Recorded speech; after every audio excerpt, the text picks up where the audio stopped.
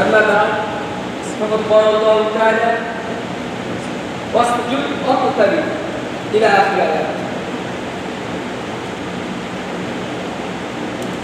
আল্লাহ রাব্বুল আলামিনের শুকরিয়া। মহান রাব্বুল আলামিন সমগ্র বিশ্বে অসংখ্য মখলুকাত সৃষ্টি করেছেন। অসংখ্য মখলুকাতের মধ্য থেকে আমাদেরকে ইনসান হিসেবে সৃষ্টি করেছেন, তথা সৃষ্টিশীলা জাতি হিসেবে সৃষ্টি করেছেন এবং তারই মনোনীত ধর্ম ইসলামের আমাদের অন্তর্ভুক্ত করেছেন। আমরা সবগুলো মিলে সেই রবের প্রশংসা জ্ঞাপন করি, সবাই বলে আলহামদুলিল্লাহ। পাশাপাশি দলীয় সালাম সে বিশ্বনবীর প্রতি, যিনি তার জীবনের সমস্ত সময় উজাড় করে দিয়ে আমাদের আযাদের জন্য, আমাদের হেদায়েতের জন্য, আমরা যাতে করে জান্নাত পর্যন্ত পৌঁছতে পারি সেই জন্য সর্বপ্রকারের ব্যবস্থা আমাদের মাঝে রেখে আমাদের মাঝ থেকে বিদায় নিয়ে চলে গেছে। আমরা সেই নেতার সত্যতাকে পরিপাক করি।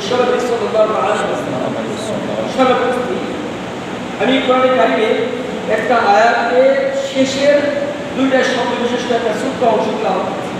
ওয়াসজুদ ওয়াকতারি। এই অংশের ভিতরে আল্লাহ তাবারক ওয়া তাআলা কি বলেছেন আমরা শিখে যাব। পৃথিবীতে সবাই প্রিয় হতে চায়, পৃথিবীতে সবাই প্রিয়তা অর্জন করতে চায়, এটা সবাই আগে, এটা সবাই কেমন। স্বামী স্ত্রীর কাছ থেকে প্রিয়তা অর্জন করতে চায়, প্রিয় হতে চায়, ছেলে বাবা মার কাছে প্রিয় হতে চায়, ছাত্র শিক্ষকের কাছে প্রিয় হতে চায়, এমনকি খেলোয়াড় সারা দেশবাসীর কাছে প্রিয় হতে চায়।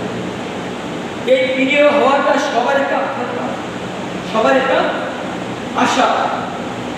এই আশাটা যদি সবারই মনে জাগ্রত থাকে, এই ইচ্ছাটা যদি সবাই করতে পারে, তাহলে আল্লাহর গোলাম হিসেবে আমরা আল্লাহর প্রিয়তা অর্জন করতে এটাকে আকাঙ্ক্ষা আমাদের মধ্যে থাকা দরকার আছে না?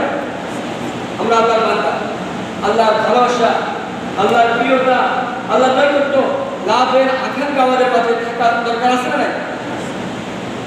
আজকের আলোচ্য যে বিষয়টা হবে যে আমরা কিভাবে আল্লাহ তাবারক ওয়া তাআলার নৈকট্য প্রাপ্ত বান্দা হতে পারি, এই বিষয়ের উপর আলোচনা করব। আমরা কিভাবে আল্লাহর কাছে যেতে পারি, এই বিষয়ের উপর আজকে আলোচনা করব। আল্লাহ বলতেছে, বান্দা তোমরা আমার কাছে আসতে চাও, তো আমি আল্লাহ তাবারক ওয়া তাআলা তোমাদের কাছে আছি। বান্দার কাছে যাওয়ার জন্য আগ্রহী, আর আল্লাহ রাব্বুল আলামিন বান্দাকে সান্ত্বনা দিয়ে বলছেন আমি তোমাদের কাছে। তো আল্লাহর কাছে আমরা কি আল্লাহকে দেখতে পাই না? কেন? সেই চক্ষু আল্লাহ আমাদেরকে দান করেনি, বিদায় আমরা এই চক্ষু দিয়ে আল্লাহকে দেখতে পাই। কিন্তু আল্লাহ বলেছেন লা তুদরিকুল আবসার ওয়া হুয়া ইউদরিকুল আবসার ওয়া হুয়া লাতীফুল খাবীর। বলতে কালামুল্লাহ শরীফে আল্লাহ বলেছেন আমি দৃষ্টির আয়ত্তে নই, দৃষ্টি আমার আয়ত্তে, আমি সূক্ষ্মদর্শী, সব কিছু দেখি, জানি। পৃথিবীর কোন চক্ষু আমাকে দেখতে পায়, কিন্তু আমি আল্লাহ পৃথিবীর সবাইকে দেখি, আমার চোখ পৃথিবীর সবাইকে দেখে। তাহলে আল্লাহ আমাদের কাছে, এই কথার দ্বারাই আয়াত দ্বারাই প্রমাণিত হচ্ছে যে আল্লাহ আমাদের কাছে। আল্লাহ বলেন বান্দা তোমার বাবা মা তোমার যত কাছে, তোমার স্ত্রী তোমার যত কাছে, তোমার সন্তান যত কাছে, তুমি তোমার নিজের যত কাছে, তো আমি আল্লাহ তাবারক ওয়া তাআলা তার থেকে আমার বান্দার বেশি কাছে। প্রমাণ চাও? আল্লাহ বলছে বান্দা তুমি কি প্রমাণ চাও? যদি প্রমাণ চাও তো খোলা আকাশের নিচে গিয়ে দাঁড়িয়ে তোমার মাথার উপরের দিকে একটু উঠাও। যদি তুমি খোলা আকাশের দিকে গিয়ে উপরের দিকে মাথাটা উঠাও, তাহলে তুমি দেখতে পাবে একটা বিশাল আকাশ। আল্লাহ প্রশ্ন করছে বান্দা তুমি কি দেখতে পাচ্ছ এখন? বান্দা বলছে আল্লাহ আমি খোলা আকাশ দেখতে পাচ্ছি, নীল আকাশ, বিশাল আসমান।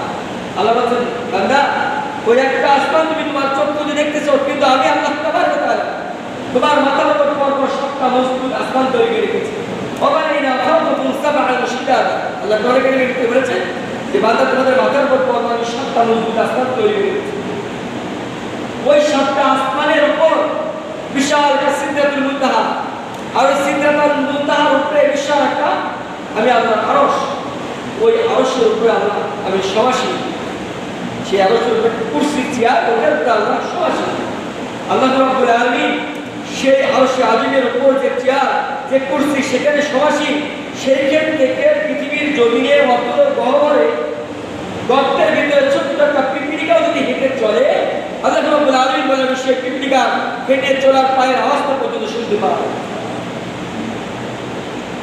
আল্লাহ তাবারক বলেন যে আমি আরশ আজিমের সেই কুরসিতে বসে থেকে পৃথিবীর জমিনের আটলান্টিকা মহাসাগরের তলদেশে যে ক্ষুদ্রতম প্রাণীটা হেঁটে চলে ওই ক্ষুদ্রতম প্রাণীটাকে আমি দেখতে পাবো। তো আল্লাহ আমাদের কাছে তো আল্লাহ আমাদের অনেক অনেক কাছে। এই আয়াত দ্বারা প্রমাণিত হচ্ছে যে আল্লাহ আমাদের কাছে। তো বান্দা হিসেবে আমরা আল্লাহর কাছে যেতে চাই, বান্দা হিসেবে আমরা আল্লাহর নৈকট্য প্রাপ্ত হতে চাই। এটা আমাদের সবার মনের আকাঙ্ক্ষা, এটা আমাদের সবার মনের চাওয়া। আল্লাহ রাব্বুল আলামিন বান্দাদের কাছে এটা বোঝানোর জন্য কোরআনে কারিমে তিনি দুইটা শব্দ ব্যবহার করেছেন। কয়টা শব্দ? দুইটা। তিনি দুইটা শব্দকে উচ্চারণ করেছেন, এক জায়গায় করিব, আরেক জায়গায় উচ্চারণ করেছেন আকরাব। করিব শব্দ অর্থ হচ্ছে কাছে, আর আকরাব শব্দ হচ্ছে সবচেয়ে কাছে।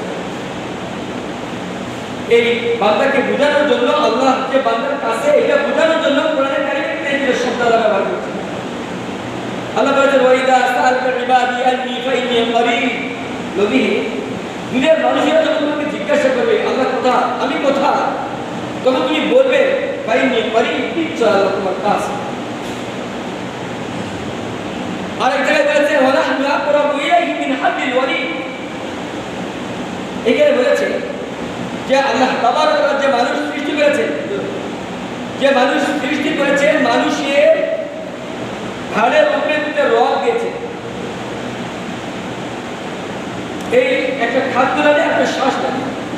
এই খাদ্যনালী আর শ্বাসনালী মানুষের যত কাছে, আল্লাহ তাবারক ওয়া তাআলা বলছেন আমি আমার বান্দার সবচেয়ে কাছে। এই শ্বাসনালী আর খাদ্যনালী মানুষের যত কাছে, আল্লাহ তাবারক ওয়া তাআলা বান্দার তার থেকে বেশি কাছে। এই আয়াতের প্রমাণ হচ্ছে আমার কাছে। আল্লাহ রাব্বুল আলামিন বলছেন তিনি যে আমাদের কাছে, আমরাও আল্লাহর কাছে যেতে চাই। এই জন্য আল্লাহকে স্মরণ করা আমাদের দরকার। কোরআনে কারিমে বলা হয়েছে ফাসকুরুনি আসকুরকুম, তোমরা আমাকে স্মরণ করো, আমি রব হিসেবে স্রষ্টা হিসেবে তোমাদেরকেও স্মরণ করব। সর্বপ্রথম বিশ্বনবী জনাব রাসূলুল্লাহ সাল্লাল্লাহু আলাইহি ওয়াসাল্লাম বলেছেন যদি কোনো আল্লাহর বান্দা আল্লাহকে একা একা স্মরণ করে, আল্লাহ রাব্বুল আলামিন ওই বান্দাটাকে একা একা স্মরণ করে। বিশ্বনবী জনাব রাসূলুল্লাহ সাল্লাল্লাহু আলাইহি ওয়াসাল্লাম বলেছেন দুনিয়ার আল্লাহর বান্দারা যদি দলবদ্ধ হয়ে জামাতবদ্ধ হয়ে একত্রিত হয়ে যদি আল্লাহকে স্মরণ করে, তা আল্লাহ রাব্বুল আলামিন আরশ আজিমে ফেরেশতা থেকে নিয়ে বিশাল নৌকা তার থেকে জনসভা করে ওই আল্লাহর বান্দাদেরকে স্মরণ করে। বিশ্বনবী বলেছেন যদি কোনো আল্লাহর বান্দা আল্লাহ থেকে একা অগ্রসর হয়, তা আল্লাহ রাব্বুল আলামিন ওই বান্দা থেকে ২ হাত অগ্রসর হয়। বিশ্বনবী জনাব রাসূলুল্লাহ সাল্লাল্লাহু আলাইহি ওয়াসাল্লাম বলেছেন যদি আল্লাহর কোনো বান্দা আল্লাহ থেকে একা ১ পা অগ্রসর হয়, আল্লাহ তার থেকে ২ পা অগ্রসর হয়। কোনো বান্দা যদি আল্লাহ থেকে হেঁটে যায়, বিশ্বনবী জনাব রাসূলুল্লাহ সাল্লাল্লাহু আলাইহি ওয়াসাল্লাম বলেছেন যে আল্লাহ রাব্বুল আলামিন ওই বান্দা থেকে দৌড়ে ছুটে চলে যায়। তা আল্লাহ আমাদের কাছে, আল্লাহ যে কাছে এগুলো বোঝানোর উদ্দেশ্যে এই আয়াতগুলো ব্যবহার করা হয়েছে। সবাই বুঝতে যে আল্লাহ যে কাছে, আল্লাহকে পাওয়ার জন্য বান্দার কোনো সিরিয়াল লাগে। আপনি অসুস্থ, আপনি ডাক্তার দেখাবেন, আপনাকে সিরিয়াল দিতে হবে। সিরিয়াল মেনটেন না করা পর্যন্ত আপনি ডাক্তারের সাক্ষাৎ পাবেন না, এটাই স্বাভাবিক, এটাই বাস্তবতা। কিন্তু আল্লাহ বলছে না, বান্দা হিসেবে আমার সাক্ষাতের জন্য কোনো সিরিয়াল দিতে হবে। বান্দা যদি আমাকে ডাকে, আমি রব হিসেবে সঙ্গে সঙ্গে তার ডাকে সাড়া দিই। আল্লাহ কোরআনে কারিমে বলেছে উজিবু দাওয়াতাদ দাঈ ইযা দাআন, আমার বান্দা যখন আমাকে ডাকে আমি সঙ্গে সঙ্গে তাকে সাড়া দিই। বান্দার ডাকতে দেরি তো রব হিসেবে স্রষ্টা হিসেবে আমার তাকে সাড়া দিতে দেরি হবে। আল্লাহ আমাদের কাছে এই আয়াতগুলো দ্বারা আল্লাহ বুঝাইছে যে বান্দা তোমরা আমার কাছে আসতে চাচ্ছ, কিন্তু আমি যে রব, আমি তোমাদের কাছে, একটু হরকত করো তোমরা আমাকে দেখতে পাবে, একটু চেষ্টা করো তোমরা আমাকে পেয়ে যাবে।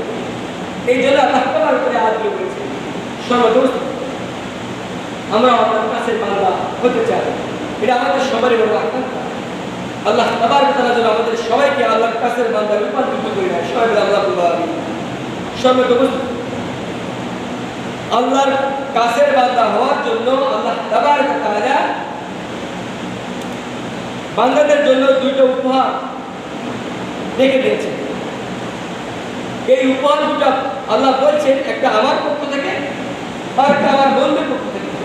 এই উপহার দুটো যদি তোমরা গ্রহণ করো, এই দুটো উপহার যদি তোমরা আঁকড়ে ধরো, সুনিশ্চিত তোমরা আমার কাছে আসতে পারবে, আমার নৈকট্যপ্রাপ্ত বান্দা হতে পারবে, এর কোনো সন্দেহ নাই। কেন? এটা আল্লাহ কথা বলেছে। তাহলে সেই উপহার দুটো আমাদের জানা দরকার।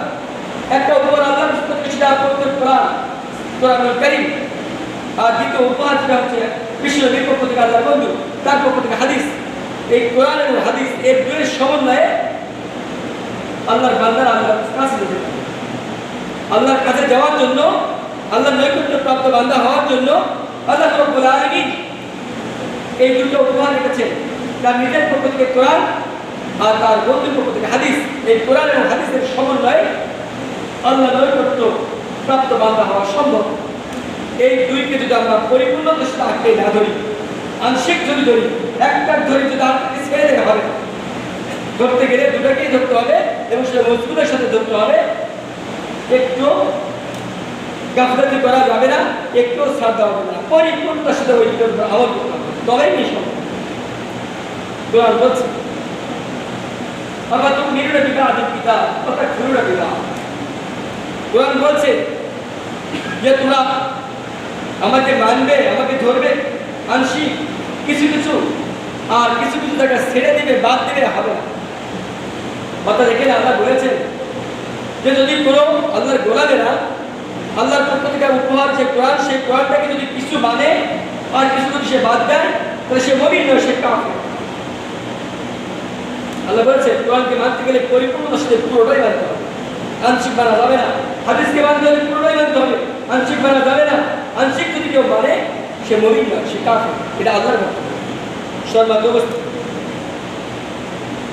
আল্লাহ বলছেন কোরআনের ভিতরে যে সহজ বিষয়গুলো সেগুলো মানবে, কোরআনের ভিতরে যে কঠিন বিষয়গুলো আছে সেটা মানবে না, ছেড়ে দিতে হবে না।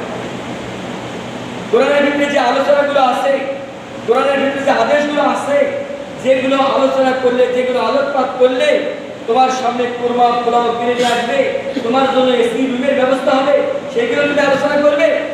আর কোরআনের ভিতরে যে সমস্ত আলোচনাগুলো করলে তোমার জন্য ঝুঁকি আসবে, তোমার জন্য পিটন আসবে, তোমার জন্য গজব আসবে, তোমার জন্য জেলখানা বরাদ্দ হয়ে যাবে, সেগুলো আলোচনা করবে না, তাহলে হবে না।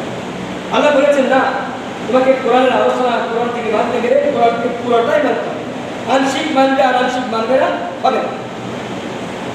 কোরআনের ভিতরে সমাজনীতি আছে, আমরা যদি কোরআনের সমাজনীতি মানি, কোরআনের ভিতরে অর্থনীতি আছে, আমরা যদি অর্থনীতি মানি, কিন্তু কোরআনের ভিতরে যে রাজনীতি আছে এটা যদি আমরা না মানি, হবে না। আল্লাহ বলেছে মানতে গেলে পুরোটাই মানতে হবে, আংশিক মানলে আমার নৈকট্য প্রাপ্ত বান্দা হতে পারবে না। সর্বপ্রথম আল্লাহ রাব্বুল আলামিনের কোরআন তিনি জবাব দিচ্ছেন, ও দুনিয়ার মানব সম্প্রদায়, তোমরা আল্লাহর নৈকট্য প্রাপ্ত বান্দা হতে চাও। তো আল্লাহ রাব্বুল আলামিন আল্লাযী উনজিলা বিহিল কোরআন, আমাকে কোরআন হিসেবে অবতীর্ণ করেছেন, আমার পৃষ্ঠে পারা সম্বলিত একটা কিতাব, তোমাদের কল্যাণের জন্য, তোমাদের পূর্ণাঙ্গ জীবন বিধান হিসেবে আমাকে কি করেছে, অবতীর্ণ করেছে। তোমরা আমাকে ধরো, তোমরা আমাকে মানো, তোমরা আমাকে গ্রহণ করো, তোমরা আমাকে আঁকড়াই ধরো, অবশ্যই তোমরা তোমাদের আশা অনুরূপ আল্লাহর কাছে দিয়ে যাওয়ার জন্য তোমার কামনা বাসনা ইচ্ছা এটা পূর্ণ হয়ে যাবে। যদি কেউ বলে আমি 30টা পাড়ার ভিতরে 29টা পাড়া মানি, আমি একটা পাড়া মানি না, সে মুমিন নয়, সে কাফের। কোরআন বক্তব্য দিচ্ছে, কোরআন বক্তব্য দিচ্ছে, ও দুনিয়ার মানব জাতিরা, আল্লাহ তাবারক ওয়া তাআলা তোমাদের কল্যাণের জন্য আমার ভিতরে 104 জনের সূরা সম্বলিত একটা কিতাব অবতীর্ণ করে তোমাদের কল্যাণের জন্য দিয়েছে। হুদাল লিন-নাস, তোমাদের হেদায়েতের জন্য আমাকে অবতীর্ণ করা হয়েছে, তোমাদের মঙ্গলের জন্য আমাকে অবতীর্ণ করা হয়েছে। তোমরা আমাকে ধরো, তোমরা আমাকে মানো, তোমরা আমাকে রিসার্চ করো, তোমরা আমাকে ভুলের জন্য জানার জন্য চেষ্টা করো, তাহলে তোমার যে আকাঙ্ক্ষা আল্লাহর কাছে তোমরা যেতে চাও, আল্লাহর মাহবুব বান্দা হতে চাও, তাহলে তোমরা সহজেই সেটা হতে পারবে।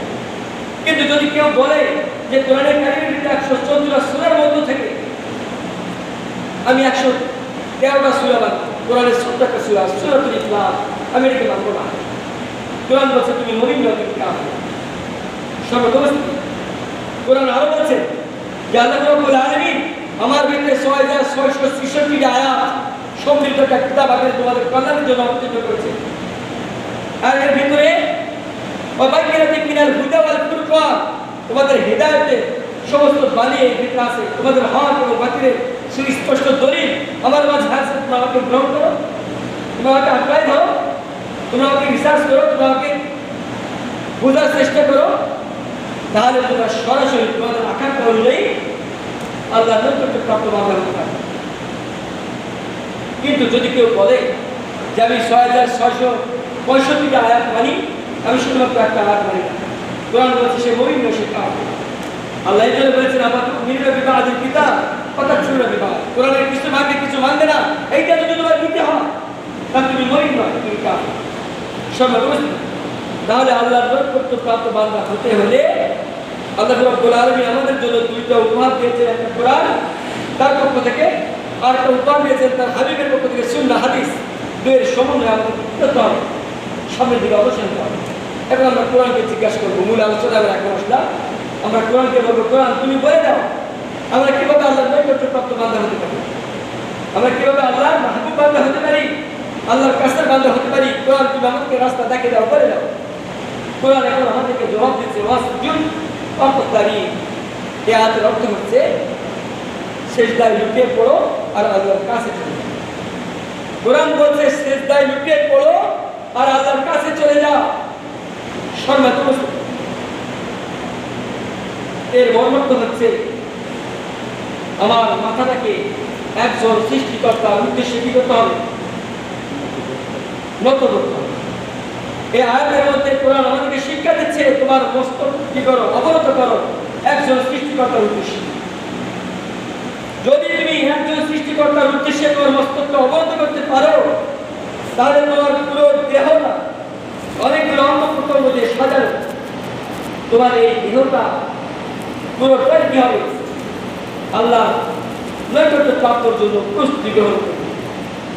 যখন তুমি তোমার মাথাটাকে ঠাকাই দেবে জমিনে এক আল্লাহর উদ্দেশ্যে, তখন তোমার পুরো দেহটা কি হয়ে যাবে, আল্লাহর উদ্দেশ্যে, আল্লাহর নৈকট্য প্রাপ্ত হওয়ার উদ্দেশ্যে নিজেকে প্রস্তুতি গ্রহণ করবে। সর্বপরিস্থিতি মানুষের মাথাটা হচ্ছে পুরো দেহে, এটা হচ্ছে তোমার কি সর্দার। এই সর্দার যেদিন, এই নেতা যেদিন, তার নেতার অনুসারীরাও ঠিক সেই দিন। মাথা যদি এক আল্লাহর জন্য সিজদায় লুটিয়ে পড়ে, তাহলে পুরো দেহটাও ঠিক একই অবস্থায় আল্লাহ নৈকট্য প্রাপ্তর জন্য জমিনে লুটিয়ে।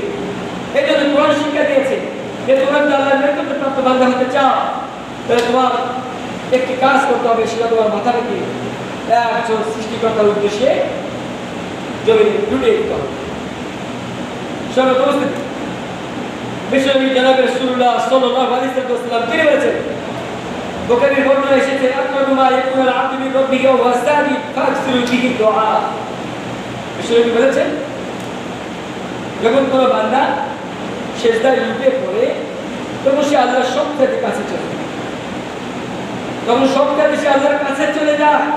ফাকসিরু বিহি দুআ, সেই সময় তোমার যত মনের চাওয়া, সেই সময় তুমি আল্লাহর সাথে শেয়ার করে চেয়ে নাও, আল্লাহর কাছে প্রার্থনা করো, আল্লাহর কাছে চাও। বিশ্বনবী হাদিসের ভিতরে তারা উল্লেখ করেছেন। তো বিশ্বনবী তার পুরো জীবনে একটা মিথ্যা কথা বলেছেন, বিশ্বনবী তার পুরো জীবনে একটা অসত্য কথা বলেছেন। তিনি বলেছেন যে যখন আল্লাহর কোনো বান্দা সিজদায় লুটিয়ে পড়ে, যে সে শত আল্লাহর কাছে চলে যায়। তাহলে বিশ্বনবী তার পুরো জীবনে একটা মিথ্যা কথা বলেছেন। কবি সম্রাট ইকবাল রহমতুল্লাহি আলাইহি তিনি বলেছেন, মুহাম্মদ হারগিজ না গুফতা কানা গুফতা জিবরাইল, জিবরাইল হারগিজ না গুফতা কানা গুফতা রাব্বি। মুহাম্মদ তার মুখের কোনো বাণী পৃথিবীর জমিনে মানুষের কাছে প্রসারিত করেন নাই যতক্ষণ পর্যন্ত জিবরাইল আলাইহিস সালাম তাকে না বলেছেন। আর জিবরাইল আলাইহিস সালাম তার নিজস্ব কোনো কথা বিশ্বনবীকে বলেননি যতক্ষণ পর্যন্ত আল্লাহ তাবারক ওয়া তাআলা হযরত জিবরাইল আলাইহিস সালামকে না দিয়েছেন। এটাই প্রতিমান হচ্ছে যে আল্লাহ রাব্বুল আলামিন সরাসরি জিবরাইল আলাইহিস সালামকে দিয়েছেন, আর জিবরাইল আলাইহিস সালাম সেগুলো নিয়ে এসে বিশ্বনবীকে দিয়েছেন, আর বিশ্বনবী দুনিয়ার মানুষকে ইসলাম প্রসার করেছেন। একজন ইহুদি সে তাইফে যাবে, তাইফে যাওয়ার মুহূর্তে একটা স্বর্ণের বাক্স নিয়ে এসে বলছেন, মুহাম্মদ এই স্বর্ণের বাক্সটা তোমার কাছে রাখো। আমি 7 দিনের জন্য তাইফে যাব, তাইফ থেকে ফিরে এসে তোমার কাছে বাক্সটা নিয়ে নেব। বিশ্বনবী জনাব রাসূলুল্লাহ সাল্লাল্লাহু আলাইহি ওয়াসাল্লাম বলছেন, তুমি তো ইহুদি না? হ্যাঁ। তুমি আবু জেহেলের জন না? হ্যাঁ। তাহলে বাক্সটা সরকার আমার কাছে নিয়ে আসছে, তোমার নেতার কাছে রাখি দাও। সে বলছে, আমি যদি আমার নেতার কাছে এই বাক্সটা রেখে দেই, স্বর্ণও পাবো না, স্বর্ণের বাক্সটাও পাবো। তাই আমার হিসেবে তোমার কাছে রাখার জন্য আসছি। আমি জানি আপনি সদিকুল আমিন, সত্যবাদী, তাই আপনার কাছে রাখার জন্য আসছি। আপনি রাখেন, মেহেরবানি করে আমি 7 দিন পর সে নিয়ে বিশ্বনবী রেখে দিলেন। 7 দিন পর সে এসে তার কাছে নিয়ে গেলেন। সর্বত উপস্থিতি, তাহলে সেই নবী তিনি বলেছেন, যদি আল্লাহ কোনো বান্দার সিজদায় লুটিয়ে পড়ে, সে আল্লাহর কাছে চলে যাবে।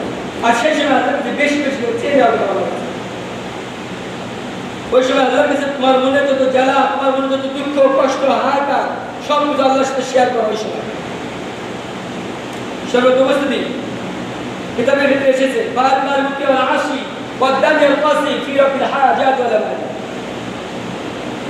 কিতাবের ভিতরে লেখক বলেছেন, রাইটার উল্লেখ করেছেন যে আল্লাহ রাব্বুল আলামিন বিশ্ববাসীকে লালায়িত করেছেন, বিশ্ববাসীকে আহ্বান করেছেন, ডেকেছেন এইভাবে যে তোমরা যারা নেককার তারাও আমার কাছে আসো, তারাও আমার কাছে চাও, যারা বদকার তারাও আমার কাছে চাও, যারা দূরের বান্দা তারাও আমার কাছে চাও, যারা নিকটের বান্দা তারাও আমার কাছে চাও। যে যেখানে আসো স্ব স্ব স্থান থেকে তোমরা তোমাদের নিজের হাজাতগুলো আমার কাছে পেশ করো, আমার কাছে তুলে ধরো। কার কি চাওয়া তোমরা আমার কাছে তুলে ধরো। তাই বিষয়ে জনাব রাসূলুল্লাহ সাল্লাল্লাহু আলাইহি ওয়াসাল্লাম বলেছেন যে সিজদায় লুটিয়ে পড়ে আল্লাহর কাছে চাওয়া দরকার আছে। সর্বত উপস্থিতি, বান্দা হিসেবে, গোলাম হিসেবে সিজদায় লুটিয়ে পড়ে আল্লাহর কাছে আমাদের যত জ্বালা যন্ত্রণা সব কিছু শেয়ার করার দরকার আছে না? এই জন্য পৃথিবীতে কেউ যেটা শোনে না সেটা আল্লাহ শোনে, কেউ যেটা দেখে না সেটা আল্লাহ দেখে, কেউ যেটা দেয় না সেটা আল্লাহ দেয়, কেউ যেটা পারে না সেটা আল্লাহ পারে। এই জন্য মনের যত চাওয়া, মনের যত আকাঙ্ক্ষা সিজদায় লুটিয়ে পড়ে একজন আল্লাহর উদ্দেশ্যে সিজদায় লুটিয়ে পড়ে তার কাছে শেয়ার করার দরকার আছে না? সর্বত উপস্থিতি, আমরা নেককার স্ত্রী চাই তো সিজদায় লুটিয়ে পড়ে আল্লাহর কাছে চাই।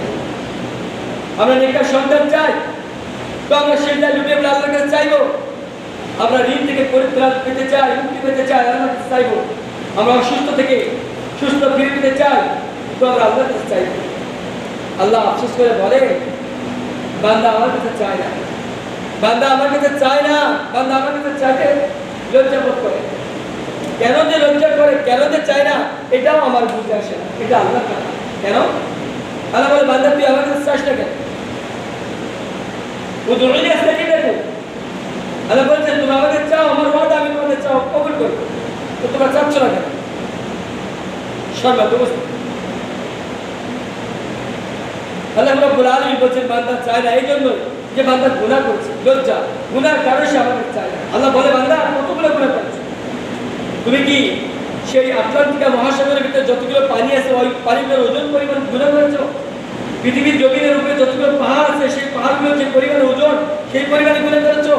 গুনাহ করেছো তাতে কি হয়েছে? আমি তো তোমার রব, আমি তো তোমার মালিক, আমি তো আছি। গুনাহ হয়েছে তাতে কি হয়েছে? তুমি সংশোধিত হওয়ার লোককে আমার কাছে ফিরে আসো, দেখো আমি কি করি। সর্বত উপস্থিতি, আল্লাহ রাব্বুল আলামিন যে গুনাহগার বান্দাটা গুনাহের সাথে জড়িয়েছে, গুনার সাগরে হাবুডুবু খাচ্ছে, ওই বান্দারা যখন গুনার জগৎ থেকে বেরিয়ে আসতে চায়, আল্লাহ যে কি পরিমাণে খুশি হয় এটা ভাষায় প্রকাশ করা যাবে। আল্লাহ এতটা খুশি হয়। ছোট্ট একটা বাচ্চা বাড়িতে একটা কাঁচের গ্লাস ভেঙে ফেলেছে, মাগরিবে নামাজে একটু আগে, তার মা থেকে বকেছে। 8 বছরের ছোট্ট একটা ছেলে, গ্লাসটা দামি, হাত থেকে ফেলে দিয়েছে, পড়ে ভেঙে গেছে। এখন বকাবকি শুরু হয়েছে, যার কারণে সে দৌড়ে বাইক থেকে পালিয়ে গিয়ে নির্জন জায়গায় চুপটি করে বসেছে। সন্ধ্যা হয়েছে, কিছুক্ষণ পর তার চোখে ঘুম এসেছে, সে ঘুমিয়ে গেছে। আবার মাগরিবের আজান হয়ে গেল, ঈশার আজান হয়ে গেল, 10টা পার হয়ে গেল, 12টা পার হয়ে গেল, সন্তান তার বাড়িতে ফিরে আসলো না। এই সন্তান যখন বাড়িতে আর ফিরে আসলো না, ঠিক তখনই তার মা কান্নাকাটি করছে। বাচ্চার জন্য সে অস্থির, মাইকে আওয়াজ করা হয়েছে, কিন্তু সন্তান সেই সময় ঘুমে, সে শুনতে পায়নি। যখন রাত নিঝুম হয়েছে, 2টার দিকে বাচ্চার ঘুম ভেঙে গেছে, ঘুম থেকে উঠে দেখে অন্ধকার আস্তে আস্তে ঘনিয়ে এসেছে। উপরের দিকে দেখে আল্লাহ দেওয়া চাঁদের আলো। সে যে জায়গায় আত্মগোপন করেছিল নির্জন জায়গায়, সেইখান থেকে বের হয়ে আস্তে করে বাড়িতে এসে আম্মাজানকে দেখেছে, আম্মাজান দরজা খোলো।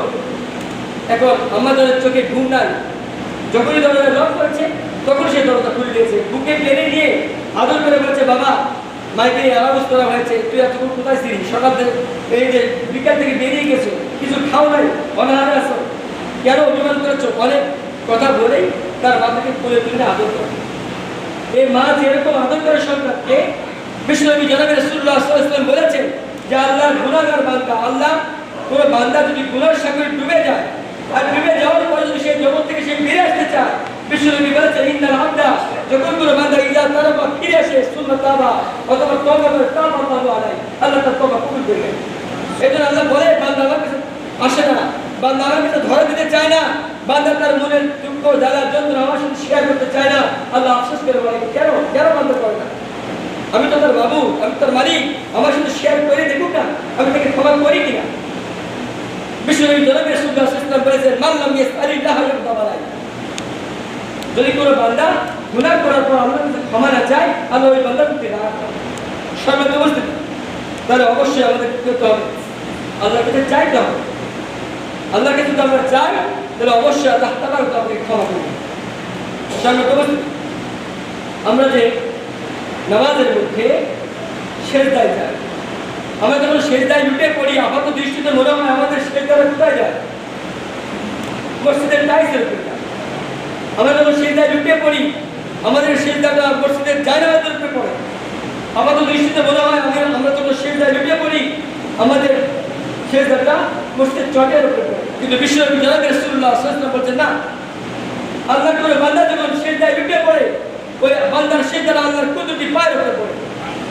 এজন্য বিশ্বনবী জনাবে রাসূলুল্লাহ সাল্লাল্লাহু আলাইহি ওয়াসাল্লাম বলেছেন আকরাবু মা ইয়াকুলু আল-আবদু মির রাব্বিহি ওয়া হুয়া সাজিদ ফাকসিরু ফিহি দুআ। যখন কোনো বান্দা সেজদায় লুটে পড়ে তখন সে সবচেয়ে আল্লাহর কাছে চলে যায়। সে সময় আল্লাহর কাছে যত চাওয়া উজাড় করে আল্লাহর কাছে চেয়ে নাও, আল্লাহ দেওয়ার জন্য প্রস্তুত। আল্লাহর দরবারটা এমন একটা দরবার, সেই দরবার থেকে কেউ কখনো খালি হাতে ফিরে আসে না। আল্লাহ তাকে কিছু না কিছু দিয়েই দেয়। আল্লাহর দরবার এমন দরবার, সেখান থেকে নিঃস্ব হাতে কেউ ফিরে আসে না। সম্মানিত উপস্থিতি, এই জন্যই আল্লাহর কাছে সেজদায় লুটে পড়ে মনের যত জ্বালা তার সাথে শেয়ার করার কাজ নাই। সম্মানিত উপস্থিতি, আল্লাহ রাব্বুল আলামিন নিজেই বলেছেন, বিশ্বনবী জনাবে রাসূলুল্লাহ সাল্লাল্লাহু আলাইহি ওয়াসাল্লাম এবং তার সাহাবী আবু বকর, ওমর, উসমান, আলী রাদিয়াল্লাহু তাআলা এদের স্বভাব ছিল লম্বা লম্বা সিজদায় পড়ে থাকা। তারা রাত্রিবেলা লম্বা লম্বা সিজদায় পড়ে থাকতো। যখন তাদের কোনো সমস্যা হলো, তারা সিজদায় লুটে পড়ে আল্লাহর কাছে সমস্যার সমাধান চাইতো, আর আল্লাহ রাব্বুল আলামিন তাদেরকে সমাধান দিত। কোরআন সাক্ষী, আল্লাহ রাব্বুল আলামিন বলেছেন তারাহুম রুকআন সুজদা। বিশ্বনবী সহ বিশ্বনবীর সাহাবীরা সমস্যার সম্মুখীন হয়ে সিজদায় লুটে পড়তো, আর তারা আল্লাহর কাছে চাইতো। একজন সাহাবী বিশ্বনবী জনাবে রাসূলুল্লাহ সাল্লাল্লাহু আলাইহি ওয়াসাল্লামের কাছে এসে আরজ করলেন, ইয়া রাসূলুল্লাহ, আপনি আমাকে এমন একটা আমল শেখায় দিন যে আমলটা করলে আমি নিশ্চিত জান্নাতে যেতে পারবো। বিশ্বনবী জনাবে রাসূলুল্লাহ সাল্লাল্লাহু আলাইহি ওয়াসাল্লাম বললেন, আলাইকা বিকাসরাতি সুজুদ, তোমার জন্য উচিত হবে বেশি বেশি করে আল্লাহকে সিজদা করা। বিশ্বনবী বললেন, যারা সিজদা করে, এই সিজদাকারীর জন্য আল্লাহ পক্ষ থেকে ওই সিজদাকারীকে জান্নাত দেওয়া ওয়াজিব হয়ে যায়। আমরা আশা করব, আমরা সৃষ্টির সেরা জাতি, আল্লাহ রাব্বুল আলামিন আমাদেরকে সৃষ্টি করে ঘোষণা দিয়েছেন লাকাদ খালাকনাল ইনসানা ফি আহসানি তাকওয়িম। সৃষ্টির জাতি, সৃষ্টির সেরা জাতি হিসেবে আমাদের ঘোষণা দিয়েছে। আমরা সেই সৃষ্টির সেরা জাতি, আমরা আল্লাহকে সিজদা করতে চাই না, আমরা আল্লাহকে সিজদা দিতে চাই না। আমাদের মধ্যে কার্পণতা, সপ্তাহে একদিন শুধু মসজিদে এসে শুক্রবারে সেজদাকে আল্লাহকে সিজদা দেয়, আবার বছরে দুই দিনের মাঠে গিয়ে আল্লাহকে সিজদা দেয়, আবার অনেকেরা পুরো বছর চলে যায় আল্লাহকে সিজদা দিতে চায় না। সম্মানিত উপস্থিতি, আমরা খালি চোখে যাহা কিছু দেখি এই পৃথিবীতে সবগুলোই আল্লাহকে সিজদা দেয়। মহাশূন্যে যাহা কিছু আছে সব আল্লাহকে সিজদা দেয়, কিন্তু সেই চক্ষু আমাদের নাই, আমরা দেখতে পাই না, যার কারণে আমরা দেখতে পাই, কিন্তু মূলত তারা সিজদা দেয়। কোরআন বলছে ওয়ান নাজমু ওয়াশ শাজারু ইয়াসজুদান। আল্লাহ কোরআনে কারিমের ভিতরে বলেছে ওয়ান নাজমু, আকাশের তারকারাজি, ওয়াশ শাজারু, জমিনের বৃক্ষরাজি, ইয়াসজুদান, একজন সৃষ্টিকর্তার উদ্দেশ্যে সিজদায় লুটে পড়ে। কিন্তু আমাদের সেই চক্ষু নাই, তাই আমরা দেখতে পাই না। কিন্তু সিজদা দিলেই না, সিজদা দিলেই না। ফিরাউন তার শত্রু হিসেবে মুসা আলাইহিস সালামকে মারার জন্য তার রাজ্য থেকে বড় বড় জাদুকরকে